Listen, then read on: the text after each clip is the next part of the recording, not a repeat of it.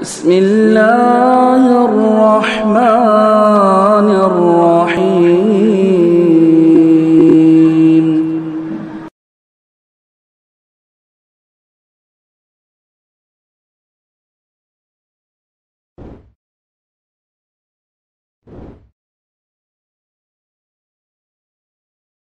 السلام علیکم ورحمۃ اللہ وبرکاتہ. نحمده ونصلي على رسوله الكريم. فاعوذ بالله السميع العليم من الشيطان الرجيم. بسم الله الرحمن الرحيم. وذكر فإن الذكرى تنفع المؤمنين. وما أرسلنا من قبلك من رسول إلا نوحي إليه أنه لا إله إلا أنا فاعبدون.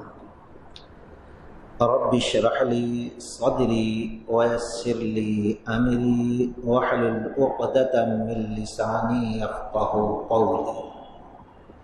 تمام قسم کی تعریف اور بڑائی سدا زندہ سلامت رب العالمین کے لیے سداوار ہے. بعد درود و سلام کا تحفہ اللہ کے حبیب محمد الرسول اللہ صلی اللہ علیہ وسلم پر نازل ہو.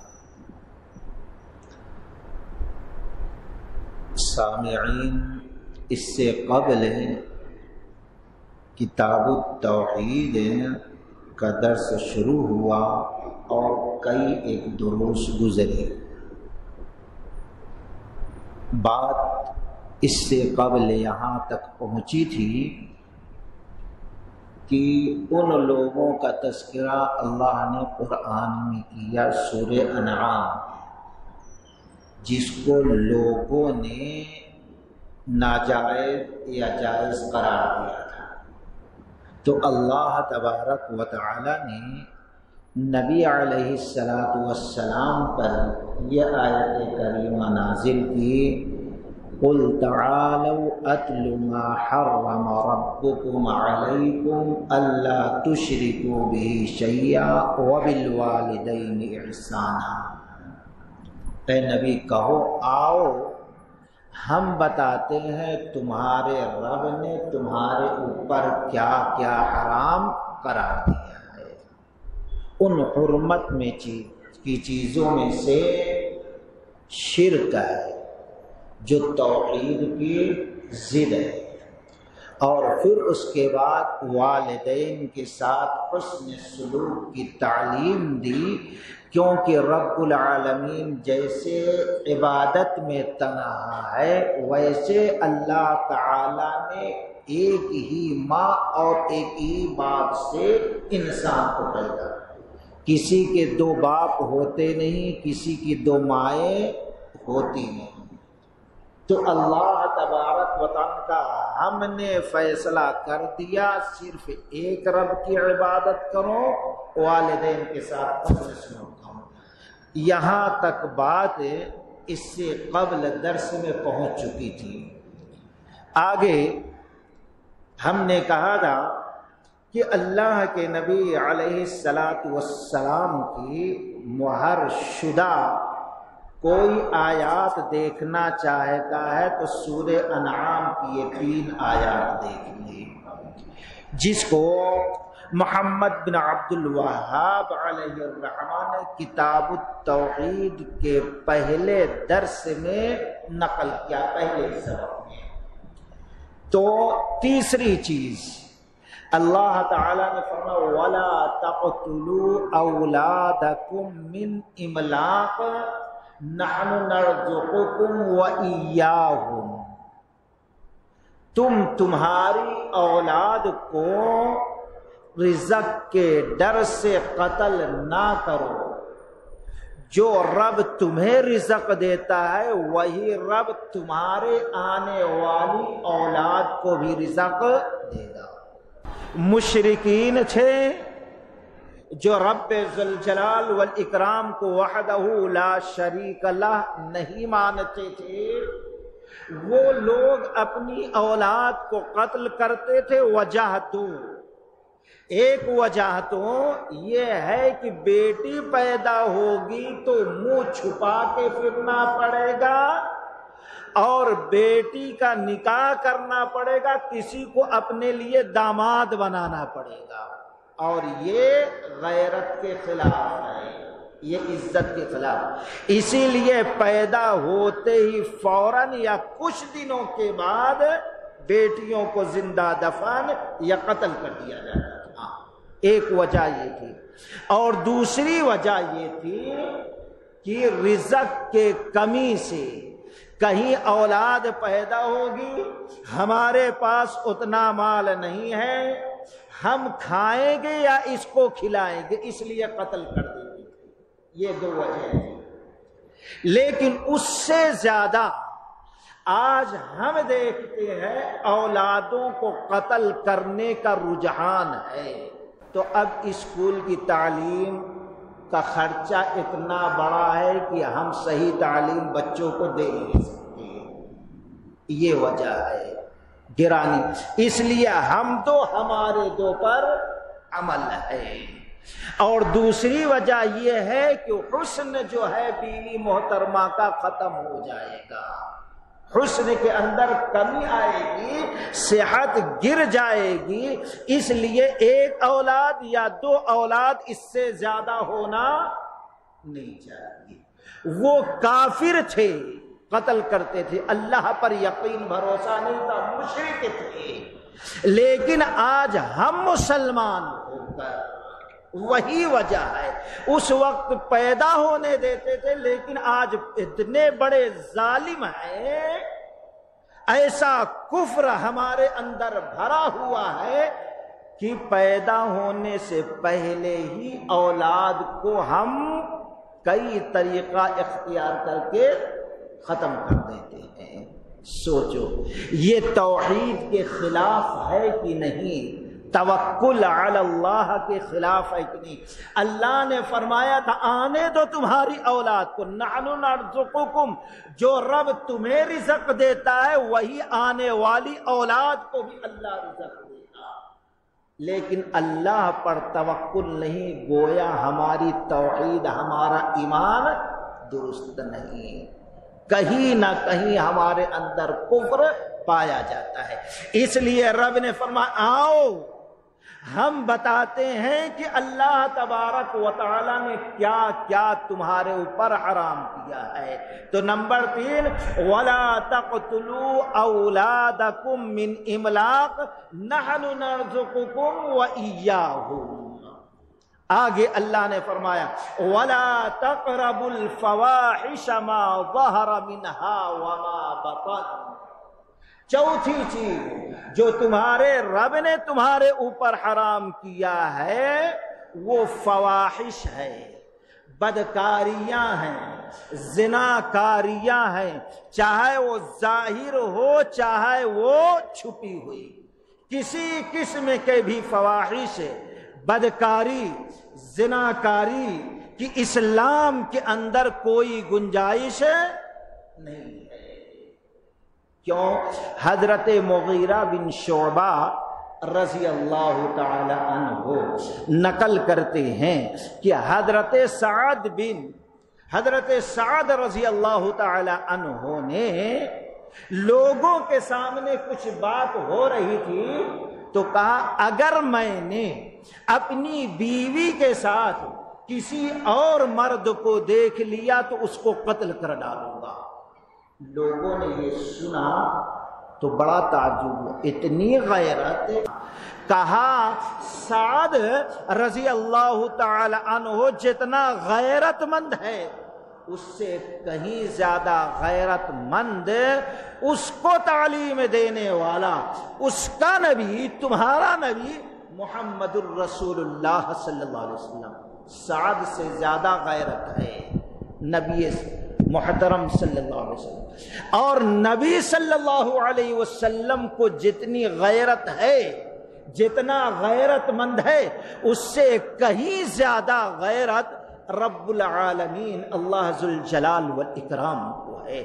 اس لیے زناکاری اور وہ سارے راستے جو زناکاری کا جذبہ انسان کے اندر پیدا کرتے ہیں، سارے راستوں کو اللہ نے حرام قرار دیا، اپنے بندوں کو ان راستوں کو، ان کاموں کے قریب جانے سے روکا ہے۔ غور کریں، جیسے ایک اللہ کی عبادت ہے، اسی طریقے سے ایک ہی مرد عورت کے لیے جائز ہے جس سے وہ نکاح کرے، کسی اور سے جائز نہیں۔ آپ دیکھیں گے زناکاری کے جیسے رسوا کن سزا رب العالمین نے متعین کیا، ویسی رسوا کن سزا کسی اور کی اللہ نے متعین نہیں کیا۔ تو اللہ نے کہا ہے نبی کہو قل تعالوا، آؤ ہم بتاتے ہیں کہ جو تمہارے رب نے تمہارے اوپر حرام کیا ہے، اگر تم اس سے بچ جاتے ہو تو گویا تم اپنے ایمان کو سنوار لیتے ہو، اپنی توحید کو بامکمل کر لیتے ہو۔ وَلَا تَقْرَبُوا الْفَوَاحِشَ مَا ظَهَرَ مِنْهَا وَمَا بَطَنَ وَلَا تَقْتُلُوا النَّفْسَ الَّتِي حَرَّمَ اللَّهُ إِلَّا بِالْحَقِّ، اور تمہارے رب نے پانچویں چیز جو تم پر حرام کی ہے وہ کسی بھی نفس کو بلا وجہ قتل کرنا، بلا حق کے قتل کرنا کسی بھی حساب سے جائز نہیں ہے۔ غلط طریقے سے بلا وجہ کسی مسلمان کی آبرو پر اگر کوئی ہاتھ ڈالتا ہے تو اس کو حرام قرار دیا گیا ہے۔ قتل تو بہت دور کی بات ہے۔ الا بالحق کی صرف تین باتیں ہیں جس کے وجہ سے کسی شخص کا قتل جائز ہو سکتا، ورنہ نہیں۔ ومن احیاها فکأنما احیا الناس جميعا۔ آج اسلام اور اسلام کو بدنام کرنے کے لیے تاکہ لوگ توحید کے قریب نہ آئیں، کیوں کہ آج دنیا کے اندر جو فساد ہے، جو بگاڑ ہے، جو اسلام کے خلاف سازشیں رچی جا رہی ہیں، جو اسلام کو بدنما کیا جا رہا ہے، وجہ صرف توحید اور شرک کا ٹکراؤ ہے، ورنہ ہمارے سے آپ سے کوئی دشمنی نہیں۔ ہم چاہے جتنی ہی کوشش کر لیں کہ ہم تمہارے ساتھ ہیں، ہم ہندوستان کے آزاد کرانے میں اپنی جان ہزاروں کی تعداد میں قربان کیا، لیکن قبول کیوں نہیں کیا جاتا؟ حق ان کو معلوم ہے، ان کو اختلاف ہے اور ان کو چڑ ہے تو ہم سے نہیں، بلکہ ہم نے جس توحید کو مانا ہے، جس شرک کی مخالفت کی ہے، اس سے ان کو چڑ ہے۔ اس لیے اگر ہم چاہتے ہیں ہماری عزت ہو، وقار ہو، لوگوں کے دلوں میں رعب دبدبا ہو، تو وہ ہے توحید کو اپنا لینا، اپنے ایمان کو خالص اور پیور رکھنا، شرک کی آمیزش اس کے اندر آنے دینا نہیں۔ وَلَا تَقْتُلُن، سوچو اس دنیا کے اندر پہلا جو قتل ہوا سورہ مائدہ میں اللہ تبارک و تعالی نے آدم علیہ السلام کا ذکر کرتے ہوئے آدم علیہ السلام کی دو بیٹوں کا ذکر کیا، دو بیٹوں کا ذکر کیا، وہ قابیل اور حابیل۔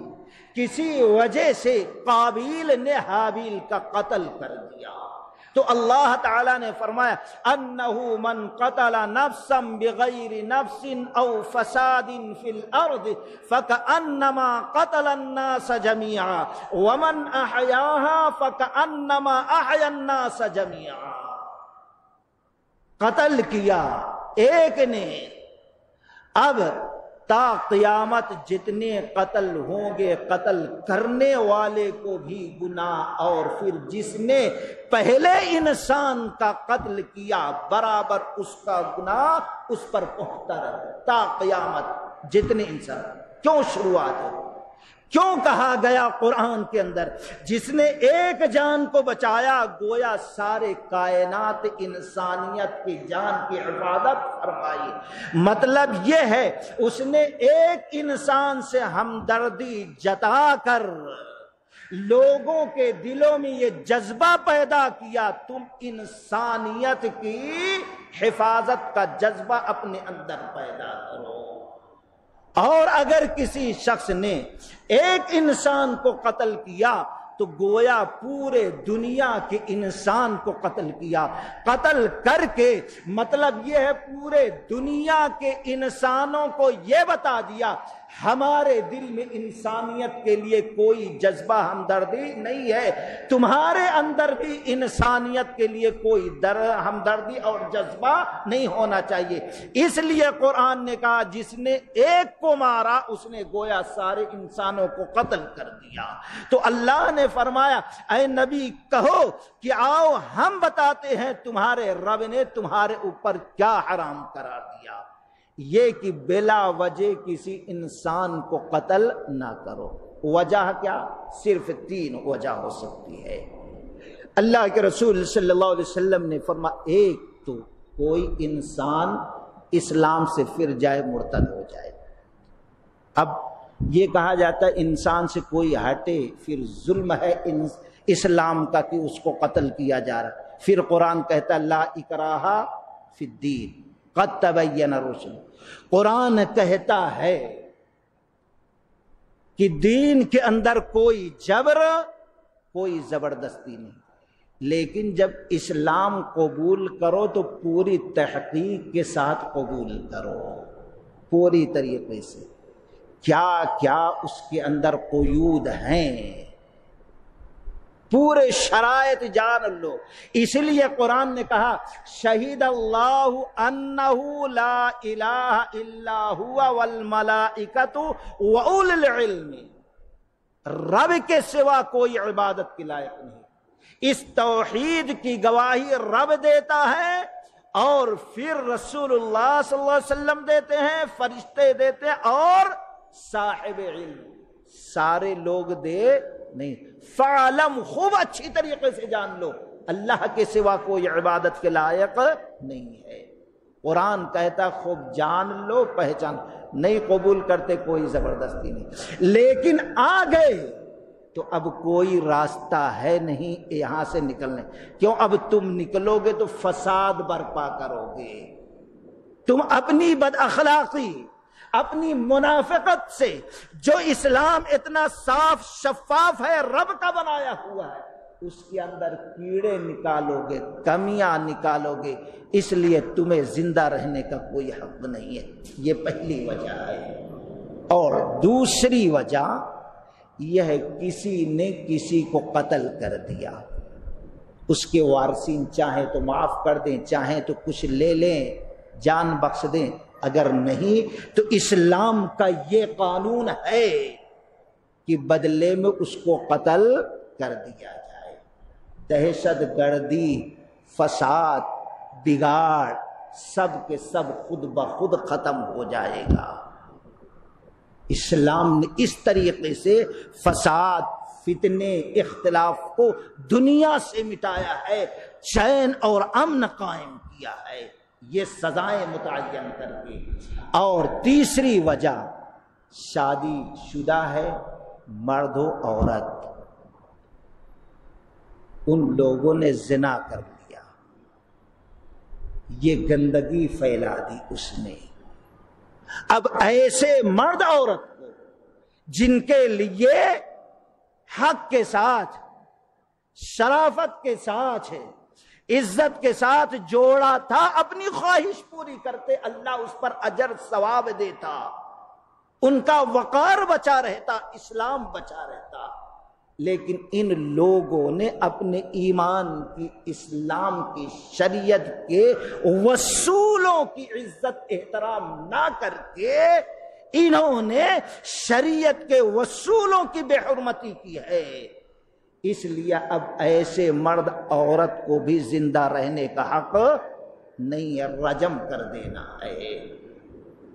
خیر، اسی لیے نبی نے فرمایا کسی شخص کو تنہائی میں حسب نسب والی اونچے خاندان کی عورت، خوبصورت عورت بدکاری کے لیے بلائے اور رب کا خوف دل میں رکھ کے کہہ دے انی اخاف اللہ، یہ ہے توحید کا اونچا مقام کہ خلوت میں ہو، جلوت میں ہو، رب کو محسوس کرتا ہے، رب کا خوف رکھتا ہے، کہہ دیا انی اخاف اللہ۔ رب کو یہ ادا اتنی پسند آئی کہ اللہ کے نبی نے فرمایا میدان محشر جب قائم ہوگا، سورج سوا نیزے پہ ہوگا، ہر انسان اپنے اعمال کے حساب سے اپنے ہی پسینے میں ڈوبا ہوگا، نفسی نفسی کا عالم ہوگا، تو ایسے خوش نصیبوں میں وہ انسان ہوگا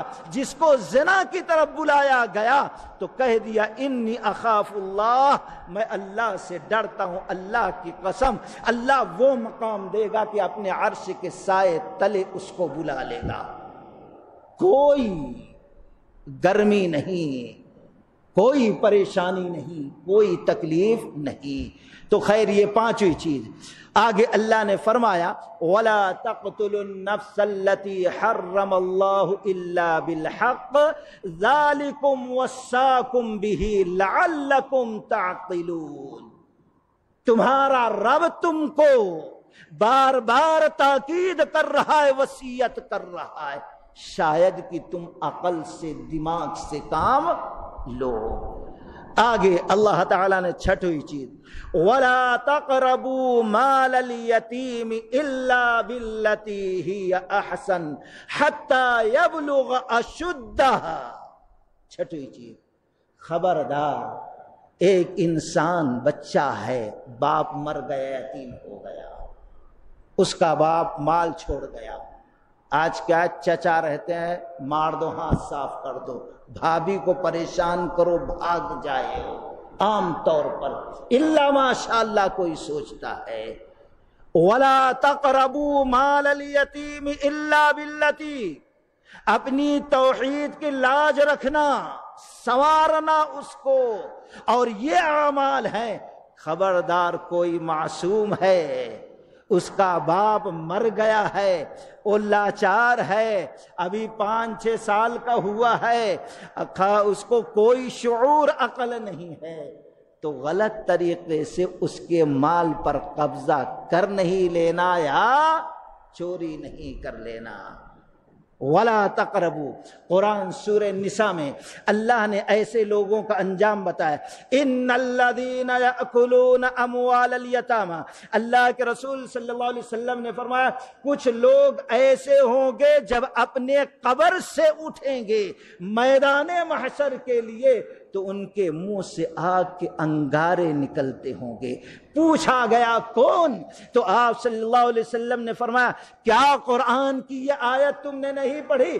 ان الذین یأکلون اموال الیتامی ظلما انما یأکلون فی بطونہم نارا، وہ لوگ جو یتیموں کے مال کو کھا لیتے ہیں، وہ مال نہیں کھاتے، وہ اناج نہیں کھاتے، بلکہ وہ اپنے پیٹوں میں آگ کے انگاروں کو اتار رہے ہیں۔ قیامت کے دن جب میدان محشر میں آئیں گے تو ان کے منہ سے آگ کے شعلے، آگ کے انگارے نکلتے ہوں گے۔ اللہ کے رسول صلی اللہ علیہ وسلم کو معراج میں بتایا گیا کچھ لوگ ایسے ہیں کہ بڑے بڑے ہیں اور ان کے منہ اونٹوں کی طرح ہے، ایک شخص ہے اس کے منہ کو چیڑتا ہے اور دوسرا شخص ہے آگ کے انگارے کو لا کر ڈال دیتا ہے، وہ چیختا ہے، چلاتا ہے، اس کے پیچھے کے حصے سے یہ چیز نکل جاتی ہے، پھر ڈالتا ہے۔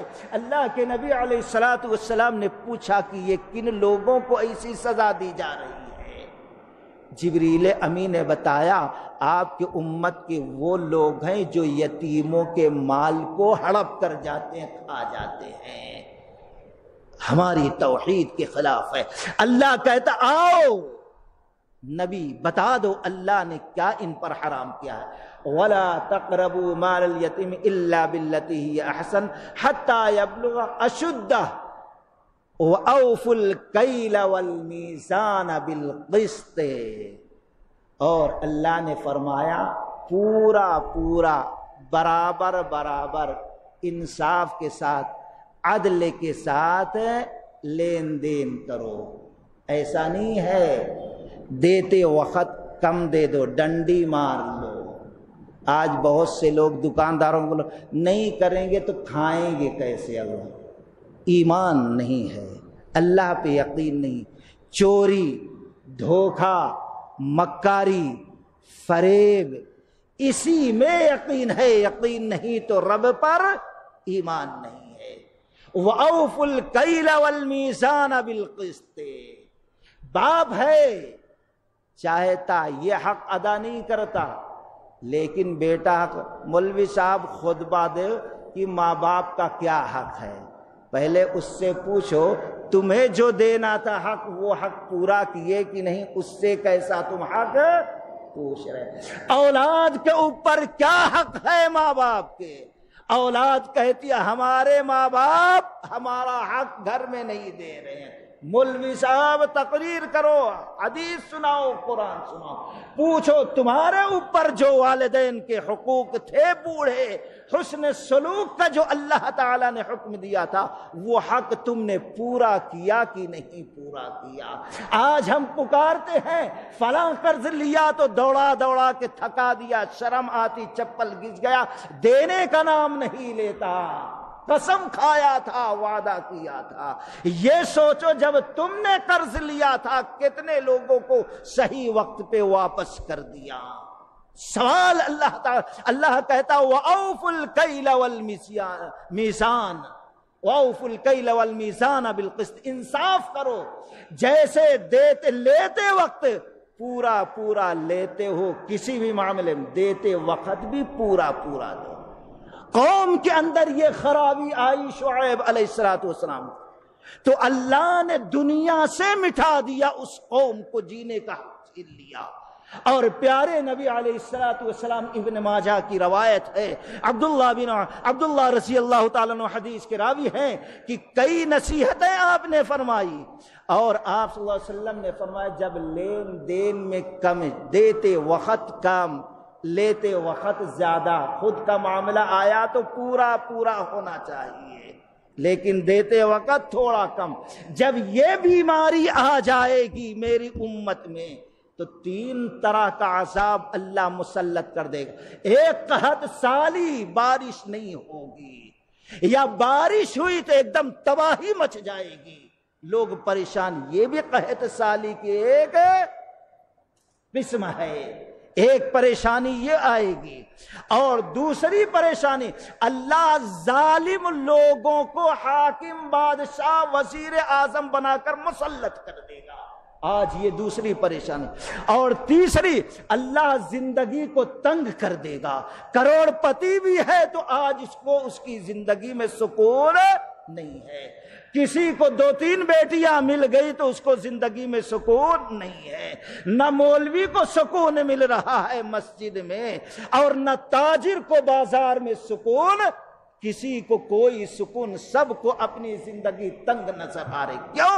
یہ بیماری آج ہمارے اندر ہے، کیونکہ جو ایمان ہمارا رب کے اوپر ہونا تھا آج ہمارا وہ ایمان نہیں ہے۔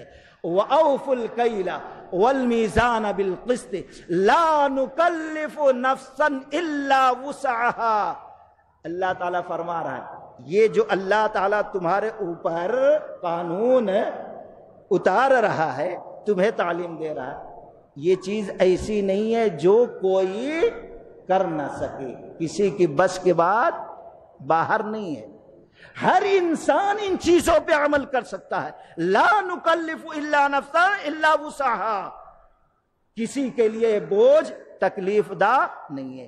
پھر اس کے باوجود کوئی اس میں ملوث ہوتا ہے تو گویا اس نے اپنے قیمتی ایمان کو داغدار کر دیا ہے، اپنے ایمان کو نامکمل کیا ہے۔ آگے اللہ تعالیٰ نے فرمایا لا نکلف نفسا الا وسعها واذا قلتم فاعدلوا ولو كان ذا قربى، جب تم بات کرو تو عدل کی بات کرو، انصاف کی بات کرو۔ دو لوگوں میں جھگڑا ہو گیا تو یہ نہ دیکھو غریب ہے تھوڑا نرم بات کرنا، امیر ہے تھوڑا نرم بات کرنا، وزیر اعلیٰ ہے ڈر کے بات کرنا، بھیک مانگنے والا ہے رحم کھا کے بات کرنا، خود ہے نقصان ہوگا، باپ ہے نقصان ہوگا ناراض ہو جائے گا، ظالم ہے دشمن اس کو ستا دینا ہے، اس کے خلاف بات کرنا نہیں۔ اللہ تعالیٰ نے فرمایا کونوا قوامین بالقسط شہداء للہ ولو علی انفسکم او الوالدین والاقربین، چاہے تم ہو، چاہے تمہارے ماں باپ ہو، چاہے دشمن ہو، چاہے امیر ہو، چاہے غریب ہو، یہ نہ دیکھو قوم ہو غیر قوم کا ہو یہ نہ دیکھو، بلکہ یہ دیکھو بات اصل کیا ہے۔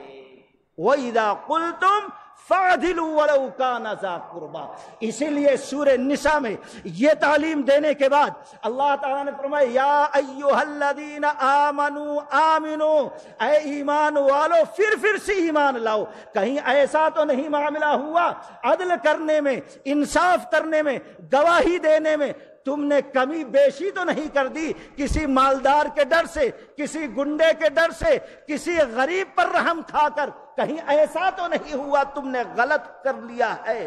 سوچو۔ مولانا عبدالرؤف جھنڈا نگری علیہ الرحمہ ایمان و عمل کے اندر بڑا پیارا واقعہ نقل کرتے ہیں۔ غیروں کی حکومت تھی انگریزوں کی، زمین کا معاملہ آ گیا، ایمان کیا ہوتا ہے دوستو؟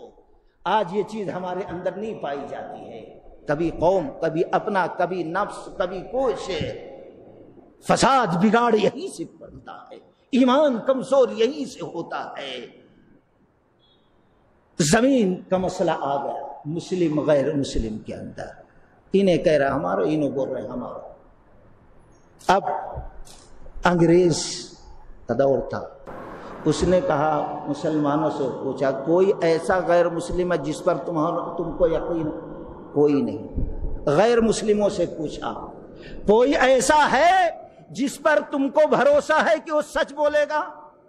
ان لوگوں نے کہا ہاں ایک شخص ہے وہ ہم کو مسلمان دکھتا، وہ ہے ایمان والا، وہ اگر کہہ دے یہ زمین ہماری نہیں تو ہم مان لیں گے، وہ اتنا پکا سچا مومن ہے۔ پہلے غیر مسلم بھی خوش ہوتا تھا ہمارے محلے میں مسلمان ہے، لیکن اب نفرت کرتا ہے کہ ہمارے پڑوس میں مسلمان رہتا ہے۔ سوچو کہاں پہنچ گئے ہم۔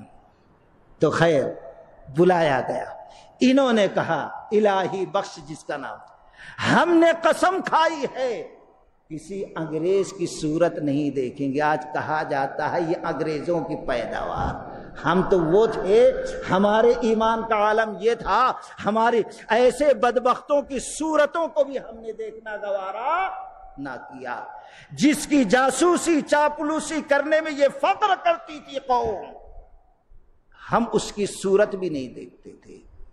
اس نے کہا ٹھیک ہے آ جائیں، ہماری طرف پیٹ کر لے، ہماری صورت نہ دیکھے، جو بات ہے وہ کہہ دے تاکہ فتنہ ختم۔ الہی بخش رحمت اللہ علیہ گئے، اس کی صورت بھی نہیں دیکھا، پیٹ کر لیا۔ کہا کیا ہوا؟ کہا اصل میں یہ زمین کس کی ہے بتا دو۔ کہا غیر مسلم بھائیوں کی ہے۔ نکل آئے کئی مسلمان، یہ کیا خالی ایک بار بول دیتے ہماری، ہم جیت جاتے، لاکھوں کی زمین مل جاتی، مسجد بنا لیتے، مدرسہ بنا لیتے، کیا جاتا تمہارا؟ کہا بھئی ہمارا ایمان کیا کہتا ہے، قرآن کیا کہتا ہے، وَإِذَا قُلْتُمْ فَعْدِلُوا وَلَوْ كَانَ ذَا قُرْبَىٰ، تم کیا کہتے؟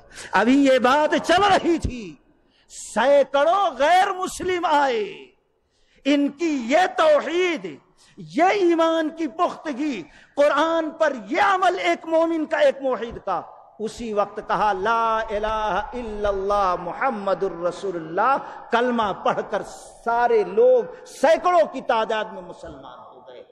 یہ ہے ایمان دوستو۔ اللہ تعالیٰ نے فرمایا اے نبی کہو کہ آؤ تمہارے رب نے تمہارے اوپر کیا کیا حرام کیا ہم بتاتے ہیں۔ وَإِذَا قُلْتُمْ فَاعْدِلُوا وَلَوْ كَانَ ذَا قُرْبَى وَبِعَهْدِ اللَّهِ أَوْفُوا ذَلِكُمْ وَصَّاكُمْ بِهِ لَعَلَّكُمْ تَذَكَّرُونَ، اور جو تم نے تمہارے رب سے عہد و پیمان کیا ہے وہ پورا کرو، پورا نہ کرنا یہ حرام ہے، توحید کے خلاف ہے، ایمان کے خلاف ہے، مشرکانہ انداز ہے، منافقانہ کافرانہ انداز ہے۔ کیا عہد و پیمان ہے؟ ایک تو سورہ اعراف میں اللہ نے فرمایا وَإِذْ أَخَذَ رَبُّكَ مِن بَنِي آدَمَ مِن ظُهُورِهِمْ، آدم علیہ السلام کے پشت پہ نکالا اللہ نے، أَلَمْ عَاهَدْ، اللہ تعالیٰ نے عہد و پیمان کیا، کیا ہم تمہارے رب نہیں ہوتے؟ الست بربکم قالوا بلا شہیدنا، ہاں آپ ہمارے رب ہیں۔ اللہ نے کہا تم بھی گواہ رہو ہم بھی گواہ ہیں، کہیں ایسا نہ ہو بعد میں اس عہد کو بھول جاؤ۔ ایک یہ ہے عہد و پیمان، رب کے سوا کسی اور کی عبادت نہیں، رب کے سوا کسی اور کی اطاعت نہیں، رب کے سوا کسی اور کا خوف نہیں۔ وَلَمْ يَخْشَ إِلَّا اللَّهُ، جو مومن ہوتا ہے، جو موحد ہوتا ہے، جو مسجدوں کو آباد کرتا ہے، اللہ ان کی صفت یہ بتائی کہ اللہ کے سوا کسی اور کا ڈر بھی اپنے دل میں نہیں رکھتا۔ وَلَمْ يَخْشَ إِلَّا اللَّهُ فَعَسَىٰ أُولَٰئِكَ أَن يَكُونُوا مِنَ الْمُتَّقِينَ، یہی اوصاف ہے کہ رب نے فرمایا ان قریب وہی کامیاب ہوں گے، ہدایت پہ وہی ہوں گے، توحید پہ وہی جمے رہیں گے۔ فَعَسَىٰ أُولَٰئِكَ أَن يَكُونُوا مِنَ الْمُهْتَدِينَ، ہدایت پہ یہ ہوں گے۔ وَلَمْ يَخْشَ إِلَّا اللَّهُ، سوچو ایک تو یہ ہے عہد و پیمان، اور دوسرا جب ہم نے کلمہ پڑھ لیا اب عہد و پیمان ہوا، اے اللہ عبادت تیری ہوگی، اطاعت تیری ہوگی، اے رسول فرما برداری تیری ہوگی، وصول تیرا ہوگا۔ ہم قرآن پڑھیں گے، قرآن کی اتباع کریں گے، سنت رسول کی پیروی میں ہم سارے معاملات حل کریں گے، سارے کام انجام دیں گے۔ یہ ہے عہد و پیمان۔ وَأَوْفُوا بِعَهْدِ اللَّهِ إِذَا عَاهَدتُّمْ، اللہ نے فرمایا ذَلِكُمْ وَصَّاكُمْ بِهِ لَعَلَّكُمْ تَذَكَّرُونَ، تمہارا رب ہے تم کو بار بار نصیحت کر رہا ہے، اس نصیحت کو یاد رکھو۔ یہ 9 چیزیں تھیں۔ آگے اللہ تبارک و تعالی نے فرمایا، آگے کی آیت، یہ 2 آیت میں ہو گئی 9 چیزیں۔ وَأَنَّ هَذَا صِرَاطِي مُسْتَقِيمًا، وَأَنَّ هَذَا صِرَاطِي مُسْتَقِيمًا فَاتَّبِعُوهُ وَلَا تَتَّبِعُوا السُّبُلَ فَتَفَرَّقَ بِكُمْ عَنْ سَبِيلِهِ ذَلِكُمْ وَصَّاكُمْ بِهِ لَعَلَّكُمْ تَتَّقُونَ۔ میرے خیال سے وقت زیادہ ہو جائے گا، آئندہ درس میں آگے بات چلے گی، کیونکہ پہلے درس میں یہ ایک آیت رہ گئی اور ایک مشہور و معروف حدیث جس کی تفسیر آج نامکمل ہو جائے گی، آپ کو بھی تشنگی باقی اور ہمیں بھی انشاءاللہ آگے تفصیل اس آیت کی اور حدیث مقدسہ کی، جس میں معاذ رضی اللہ تعالیٰ عنہ نبی کے ردیف تھے۔ جب آپ نے کہا یا معاذ اتدری ما حق اللہ علی العباد وما حق العباد علی اللہ، اے معاذ کیا تم جانتے ہو اللہ کا حق بندوں پر کیا ہے اور بندوں کا حق اللہ پر کیا ہے؟ تو کہتے ہیں میں نے کہا واللہ عالم، اللہ بہتر جانتا ہے۔ انشاءاللہ اس حدیث اور اس آیت کریمہ کی آئندہ درس میں اس کی تفصیل آئے گی۔ اللہ تعالیٰ سے دعا کریں کہ اللہ تبارک و تعالیٰ ان آیات اور احادیث کے موافق زندگی گزارنے کی توفیق رفیق عطا فرمائے۔ وآخر دعوانا ان الحمد للہ رب العالمین۔ السلام علیکم ورحمۃ اللہ وبرکاتہ۔